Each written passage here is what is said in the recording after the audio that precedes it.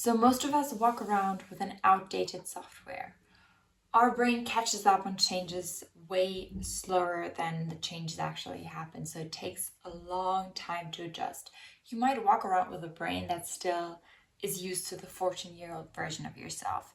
It still has the same insecurities, it still has the same thinking and feeling patterns. And the problem is, if you want to create a successful life, it's not enough to change what you do. You also have to change how you think.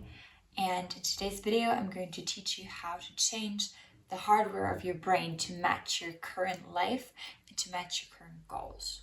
So mostly our brain operates with 3 questions. First of all, what do we focus on? Second of all, what meaning do we give the events in our life? And third of all, what do we do? So let's start with the focus part. You can think of your mind like a laser pointer. So your mind is always focusing on something. Why? Because essentially the world is chaos. The world is infinite input, and we somehow have to order it, make sense of it, and this is what focus does. In the vast amount of information that is surrounding us, our attention sort of acts as a filter, and only what we focus on can get through to us. So focus is the number one filter that differentiates how 2 people see the world. We're all exposed to the same world, right? But the difference is how we focus on it. And here's where the first mistake happens. Here's the first outdated part of your software. A lot of people focus on what they can't control. And this is the worst mistake that you can do.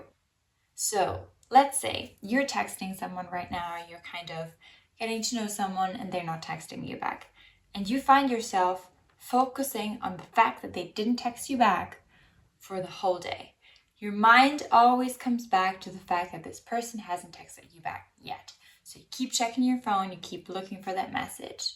Or you really wanted to hang out with a friend this week, and you guys talked about it, and so you keep waiting for that friend to text you, and that friend doesn't text you, and that friend doesn't text you, and you keep waiting and nothing happens. Those are situations that you can't control. Something else, you apply for a job and you have to wait, and your mind keeps wandering back to the fact that you applied for that job and that you don't know if you're going to get it yet. Things you can't control. And the thing with focusing on things that you can't control is, this is basically you draining your energy. It's you throwing your energy away because you can't change anything about it. There are also things in life, plenty of things in life, that you can control. Let's say with a friend, you just go ahead and text that friend. This is you taking control, being proactive. You structuring your day, you going to the gym, you putting in as much effort as you can into that exam. That is you focusing on what you can control. The outcome is often out of your control. You don't know how that exam is going to go. What you can control is how much effort you put in. And this is the focus shift that you absolutely need to make if you want to become better. Because we are aiming creatures. We always need something to focus on and to aim towards, but we can't aim towards things that we can't control. So what you should do instead is A, identify what you can control, and then aim towards something. Directions and goals, they significantly reduce our anxiety. We're aiming creatures. You have to think of it, we are exposed to this vast amount of information, to this vast amount of world around us. And the only way that we can make sense of it and that we can operate in this world is to set goals for ourselves and try to achieve things that we can control. So you should absolutely have goals that you can control and you can aim towards. And if you aim at nothing, everything basically dissolves into chaos. If you always choose to let the outside rule you, let things that you can't control rule your day, you're basically a flag in the wind and you're so unstable. You need to focus on what you can control and set goals in that space. Another focus problem that a lot of us have is we focus on others and not ourselves. The truth is, no one wants what's best for you as much as you want it. And this is what you have to realize. A lot of the times, this is referred to as selfish thinking, caring about yourself first of all. But the truth and the reality of the matter is nobody is as responsible for you as you are for yourself. And life gets way easier when you start focusing on you. Focusing on you because you're the person you're responsible for. Warren Buffett calls this living by an inner scorecard. So basically only you can determine whether you get points in the game of life or you don't. And nobody else can. As soon as you start looking left and right, you're going to start comparing yourself. You're going to start looking for validation. And again, this is uncontrollable. So instead, give it to yourself. Give that validation to yourself. Live by your own inner scorecard. If others stop believing in yourself, you shouldn't believe in yourself less. Your self-belief should be stable.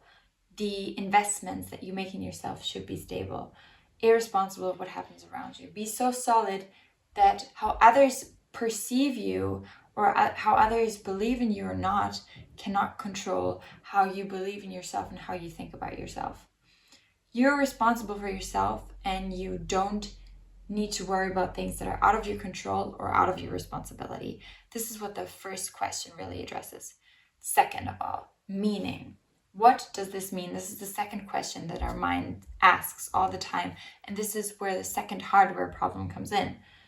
What we focus on determines how we feel, okay? And the second question is, how am I going to interpret what I see in the world? And a lot of us walk around with a attribution style. This is basically the fancy word for how we make meaning of our lives that is very negative. So when something negative happens, we choose to interpret it internally. Let's say you get negative feedback at work. Your boss says you didn't do this job well. And what really 90% of people will do, they will say, oh my gosh, I'm dumb. And what happens here is this. You interpret this negative feedback, this negative event internally. So you say, I am dumb. It has to do with me globally. So you say, I am dumb is something very generic, right? It will always be this way. And stable. So it's not going to change over time. I'm dumb is something that characterizes me and that won't change. And then when something positive happens, when your boss gives you positive feedback, a lot of people will interpret that differently. They will interpret that externally. So they will say, oh, but I had help here. I was lucky there. That's the reason I got this positive feedback. They will interpret it specifically to the situation. Okay, this was just in this situation. And remember, last week I got negative feedback. So this is nothing that, characterizes me. This is just very specific to the situation. And this is what you have to switch up. You have to start interpreting positive things as being internal, as having something to do with you, being global and stable. So let's say you get this positive feedback and then you say, okay, I'm smart. I'm good at my job. This is why I got the positive feedback. And when your boss says something negative, you have to interpret that specifically and externally. So you say, oh, well, this week I really had a lot to juggle and I didn't really have time for that exercise or that assignment from my boss, and this is why it wasn't so good. Next week it's going to be better. Next week I won't have as much on my plate. This is what you have to switch up. And if you do this, you start to interpret the world in a more positive manner, and this will free up, again, energy from you. And this will also make you more productive, because if you think about it, if you get this negative feedback and you just think, I am dumb, you're not learning anything from that. If anything, your self-worth diminishes, your self-confidence diminishes, but you don't really learn. If you choose to interpret it specifically, you can identify which factors led to this negative feedback and do it differently next time. But this is only if you allow yourself to believe that this negative feedback and this failure doesn't define you, but it's something that is tied to a situation. So this is what you have to switch up. If you walk around the world relating everything negative to you, thinking of it as stable and global, you're setting yourself up for misery, because there's always going to be negative feedback. And if you always take it personally, you just keep crushing and crushing and crushing your self-worth. And this is often what happens with these high-achieving people. All their successes and all their amazing achievements, they interpret as not really being caused by them And whenever something negative happens, they think that that was something that they caused and that was something that they will keep causing, you know? And this is what will keep you unsatisfied and ungrateful, even though you're doing amazing. And this is how your mind can completely disrupt your reality, essentially. So you have to let go of this attribution style. So you really have to start to be proud of yourself and appreciate your achievements, and also realize that it was you who caused those achievements. It was you. And it was not down to luck. It was not down to situations. It was you. See the patterns. Really write down your positive achievements over and over again and see how they stack up. This is evidence of the fact that you are a good person, that you're a successful person. Sometimes our mind really takes ages to adjust to that because we're so insecure. So the first question by which your mind operates and where the third mistake happens is the what am I going to do question. So after focusing and assigning meaning to the world comes behavior, comes action. And what a lot of people do is they never start. They set goals and they don't commit themselves to their goals. They don't commit themselves to change. Most people spend way too much time thinking about what they're going to do, and we're obsessed with perfection. We're obsessed with overthinking. We're obsessed with fine-tuning everything so that it's ideal for us to start. So let's say you want to start marathon training and you really prepare everything in advance. And you say, oh no, the weather's not right today. I don't have the right shoes yet. I don't have the right nutrition yet. You keep making up excuses because you're scared to start. Here's the thing. The magic you're looking for in life lies in the work that you're avoiding to do. You have to get to work.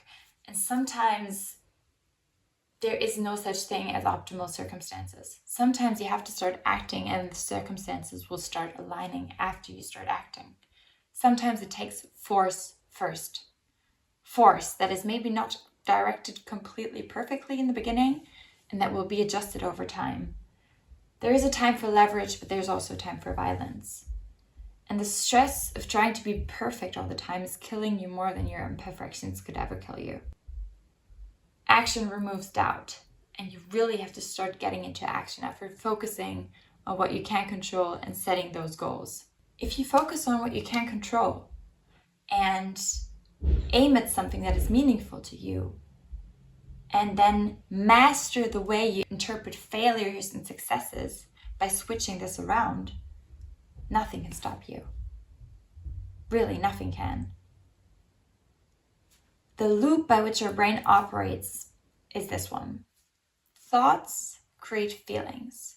Feelings create behavior, and behavior reinforces thoughts. And this is can be a vicious cycle or can be a positive reinforcement loop. If you start changing what you focus on, how you think about it, and what you do, you're going to change your life. So make the hardware of your brain work for you. Rewire it. Use this loop that I just told you about and answer these 3 questions differently. This is how you change the hardware of your brain and become a true winner.